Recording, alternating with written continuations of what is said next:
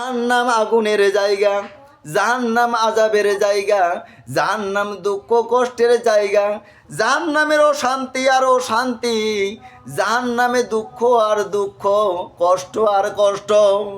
জাহান্নামের আযাবের ফেরেশতারা যখন জাহান্নামীদেরকে শাস্তি দিবে, তখন জাহান্নামীরা চিৎকার করে কাঁদবে, কিন্তু সেই জাহান্নাম থেকে কেউ বের করে নিয়ে যাবে না।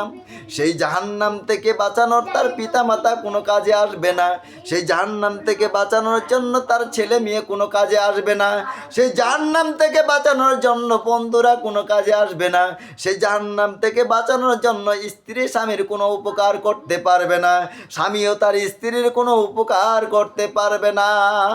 আমার ভাইয়েরা, সেই জাহান্নাম থেকে কেউ বের করে তাকে বাঁচাবে না, এবং সেই জাহান্নাম থেকে জাহান্নামীটা নিজে পালিয়ে যেতেও পারবে না।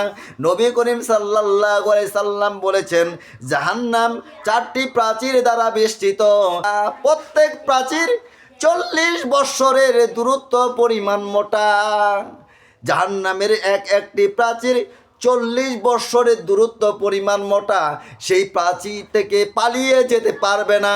আমার ভাইয়েরা, এই জাহান্নাম থেকে বাঁচানো হলে, এই জাহান্নাম থেকে মুক্তি পেতে হলে আপনাকে সাক্ষ্য দিতে হবে, আল্লাহ ছাড়া ইবাদতের যোগ্য সত্যিকারের কোনো মাবুদ নাই, এবং মুহাম্মদ সাল্লাল্লাহু আলাইহি সাল্লাম আল্লাহর বান্দা ও তার রাসূল।